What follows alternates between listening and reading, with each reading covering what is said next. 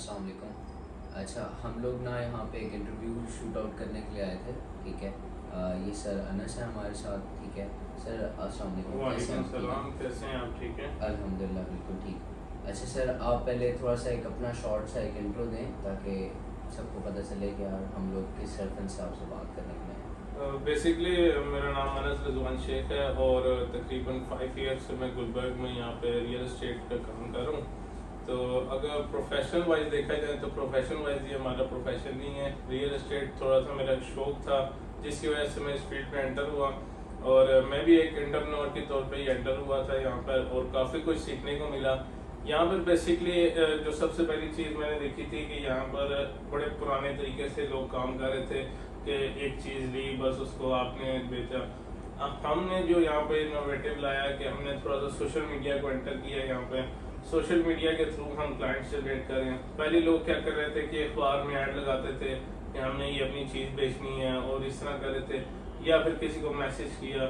हम basically social media के through यहाँ पर लीड्स जनरेट करते हैं। लोगों को घर बैठे हम सारी सर्विसेज प्रोवाइड करते हैं और उनको एड्स लगा के बताते हैं। यूट्यूब चैनल है मेरा अपना, उस पर मैं अपनी सारी वीडियोस वगैरह अपलोड करता हूँ।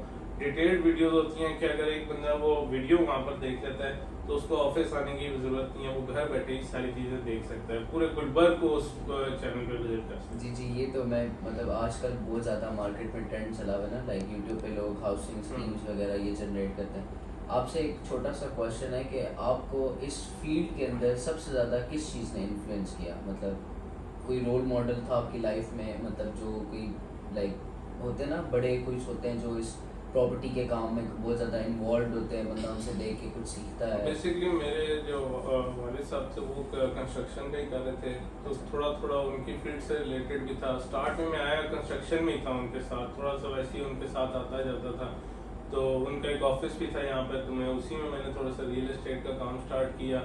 फिर ये है कि मुझे पहले से ही शौक था क्योंकि मैं देखता रहता था कि लोगों को कि यार ये लोग कर रहे हैं और काफ़ी लोगों ने उस टाइम पे पैसे बहुत जनरेट किए इसी से। और बस आहिस्ता आहिस्ता फिर इसी चीज़ में आते हैं और अब ये है कि प्रोफेशन बन गया हमारा। सही सही, ठीक। और अभी यही स्टार्टअप यहीं से लिया था, इसी ऑफिस से नहीं, इस ऑफिस से नहीं लिया था। मेरा बेसिकली डायमंड मॉल में एक ऑफिस था, वहाँ से स्टार्टअप लिया था। फिर एक दो जगह मैंने वर्क किया, वहाँ से सीखा काफ़ी कुछ।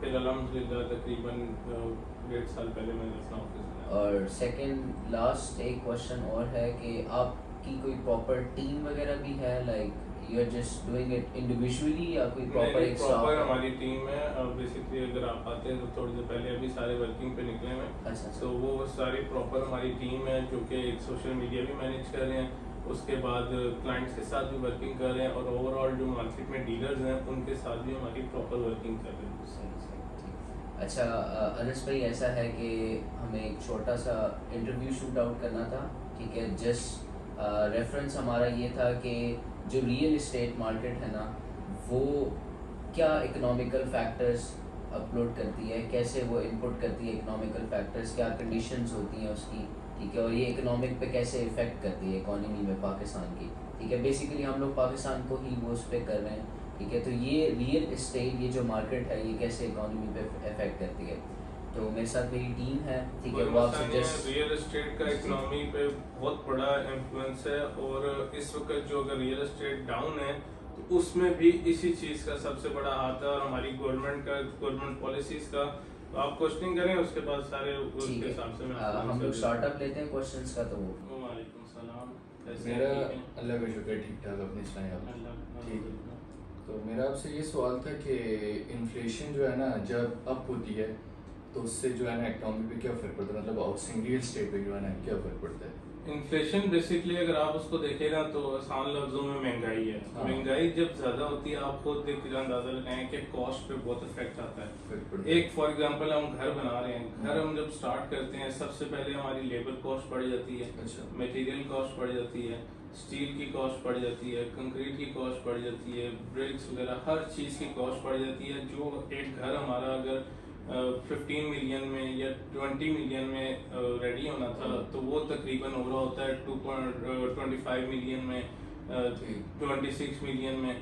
वो जब कॉस्ट बढ़ती है तो जाहिर सी बात है हाउसेस की प्राइस हमें बढ़ानी पड़ती है, क्योंकि उसके बाद और इन्फ्लेशन जब बढ़ रही होती है तो लोगों की बाइंग पावर ऑटोमेटिकली कम होती कम हो जाती जाती है। है। ठीक है, वो चाह रहे होते हैं कि हमें मिले 18 मिलियन का हाउस, 20 मिलियन का हाउस, मगर जब कॉस्ट बढ़ रही होती है तो वो उसके अंदर मैनेज नहीं हो सकता। आपको 20 का पड़ रहा है, पर हाँ। जो है ना 18 का, फिर वो मतलब वो 2 करोड़ का अगर घर बन रहा है तो हम तो चाहेंगे कि 2.5 का सेल हो, या 2.40 का सेल हो, 2.30 का सेल हो।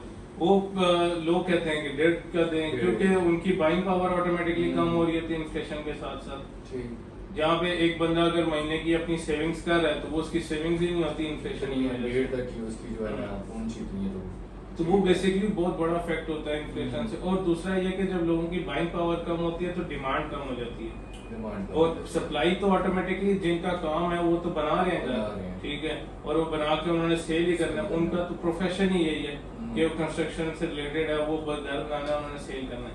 तो वो सप्लाई होती है मगर डिमांड कम हो जाती है तो ऑटोमेटिकली बहुत इफेक्ट इफेक्ट कर रही है। ठीक है, और दूसरा मेरा ये सवाल है कि जब हाई और लो इंटरेस्ट रेट होता है तो इससे जो है ना क्या फर्क पड़ता है? मतलब जब इंटरेस्ट रेट हाई होता है तो बेसिकली लोगों का आजकल की एग्जांपल बहुत बड़ी है आपके इसके सामने कि आजकल इंटरेस्ट रेट बहुत हाई हुआ है। अब लोग ज्यादा क्या कर रहे हैं कि लोग कहते हैं कि हम बैंक में पैसे रखेंगे, वो सेविंग्स हमारी बढ़ती रहेंगी।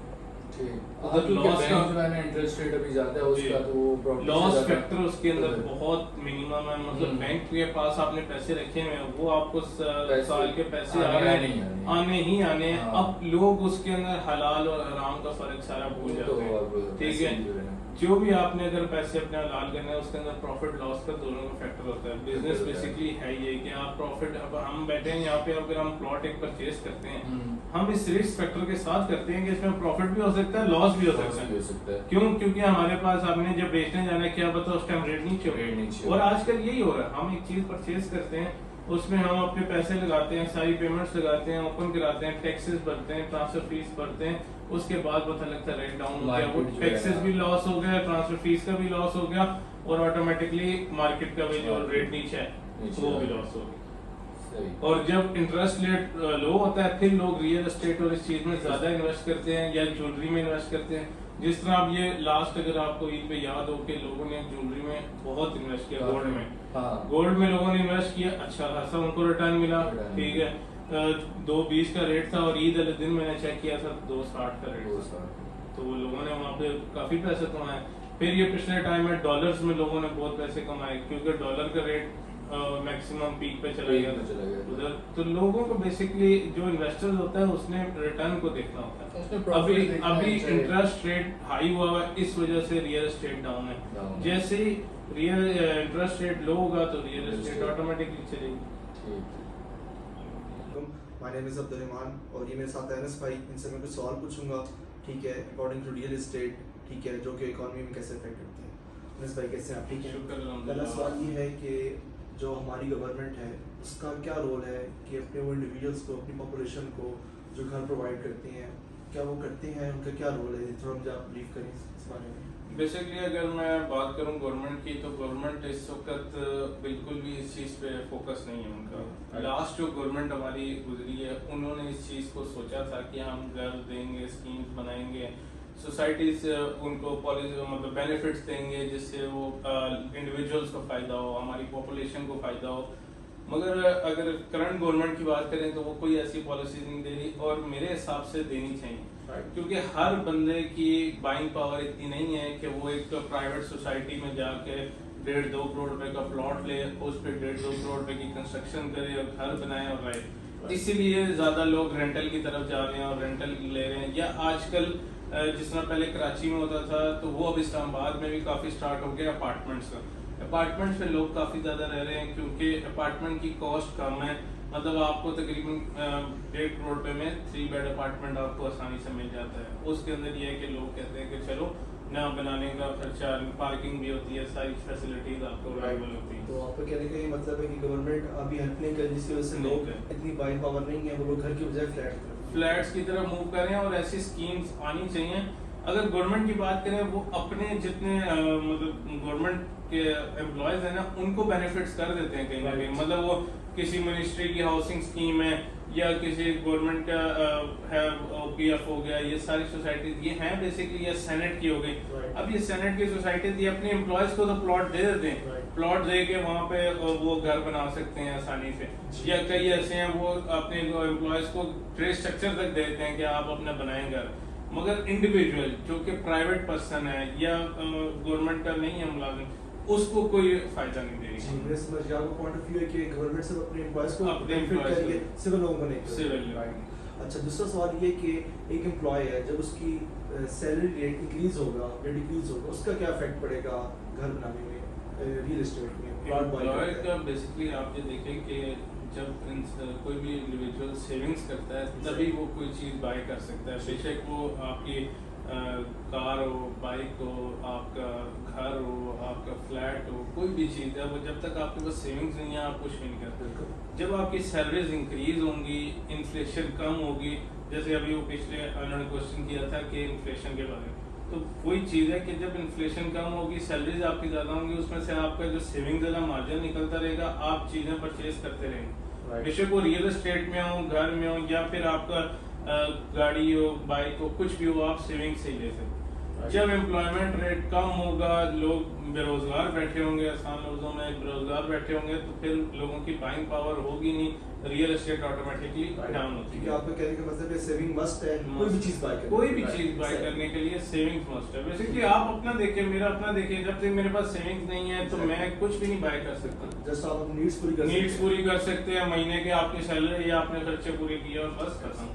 अच्छा सर, आपसे एक लास्ट सवाल है मेरा कि मार्केट में घरों की, प्लॉटों की ये प्राइस एकदम इंक्रीज क्यों होती है, इसकी वजह बता दें मुझे। 2-3 फैक्टर्स। सबसे पहले जैसा आपने भी इकोनॉमिक्स में पढ़ा होगा, डिमांड एंड जी सप्लाई। बिल्कुल ऐसे ही। सबसे पहला फैक्टर तो वो है, राइट। ठीक है। जब डिमांड इंक्रीज होती है तो सप्लाई भी वो मतलब आपका प्राइसेस ऊपर जाता है, राइट। ठीक है। और जब आपकी डिमांड कम होती है, सप्लाई ज़्यादा होती है, प्राइसेस ऑटोमेटिकली कम हो जाते हैं, ठीक है। सबसे पहला फैक्टर ये। दूसरा ये है कि दूसरा जो पहले क्वेश्चन हुआ था, इन्फ्लेशन। जब इन्फ्लेशन इंक्रीज होगी, कॉस्ट इंक्रीज होती जाएगी, ऑटोमेटिकली प्राइसेस ऊपर जाती है, ठीक है। जब कॉस्ट इंक्रीज, अगर कॉस्ट वही है तो फिर जब डिमांड ज़्यादा होती है तो हर बंदा जो है ना कहता है, फॉर एग्जांपल आज रिक्वायरमेंट आ जाए हमारे पास कि मुझे 10 प्लॉट चाहिए। अब मैं जब मार्केट से 10 प्लॉट निकालूंगा, ठीक है, ऑटोमेटिकली वो पीछे जो प्लॉट्स बचेंगे उनकी प्राइस ऊपर जाएगी, ठीक है।